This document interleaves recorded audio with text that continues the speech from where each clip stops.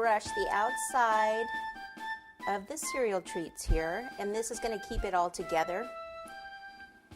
Because sometimes if you don't do this, they actually can kind of fall apart on you, especially the stuff that's up here, because I tucked some on here, covered that. It's really important. Not necessarily everything here, but I kind of like it too because it fills in the gaps. You know, I could let this coat set, like this one is almost set, and you can go over it again and make it even smoother if you wish. So it depends on the design. Like these pants are going to be a little looser, so I don't think it's going to be an issue. Okay, so I've got my cakes here. I have 4 cakes. I'm probably only going to use 3, but I always like to make extra because you never know. I'm going to start with a 7-inch. What I've done here is I've taken a regular cake board and I've cut out the center so it will actually go over here, so the cake is not actually on the wood board. The cardboard is. So let me just take one of the 7-inch cakes, and this is a 6-inch board.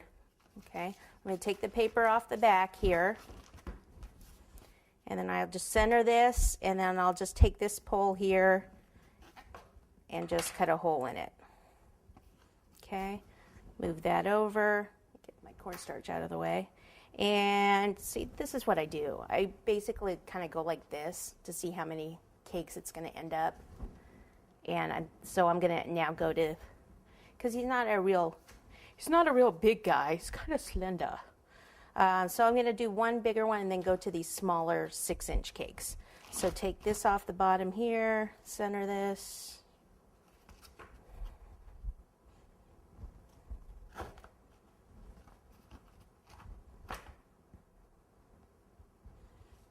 And one more. I like to get all this messy stuff and ice before I start decorating. Now, when you go through like this, if you have your hand just back here, it helps prevent like a lot of the cake from tearing out. Some still will, I mean, obviously, but if you don't have it, you could pull off like this whole side. Okay, so I've got my 3 cakes here, and then this board.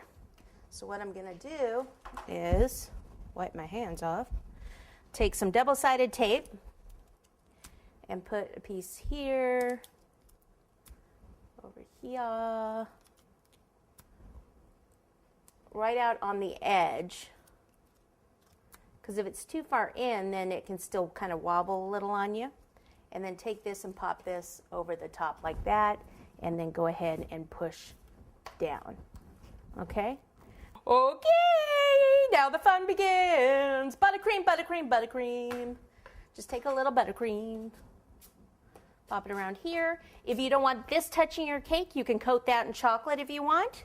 And then it'll kind of, you know, whatever, protect it. Sounds like.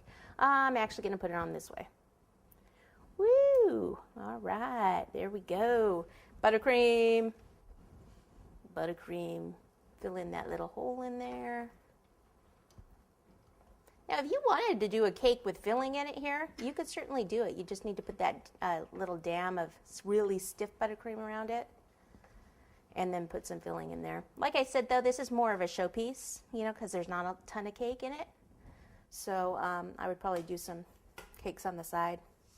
All right, so now I'll go ahead and put one more. This is the 6-inch, and I'm going to put this one actually face down like that. Okay, and let me see how close we are to that. Okay, so pretty much you can see how this next cake is going to go like right in that area there. So let me do this. Now, I don't want this to be like too much weight coming down here, so I'm just going to take a 6-inch board and I'll just cut the center out. I should have used my handy dandy drill earlier.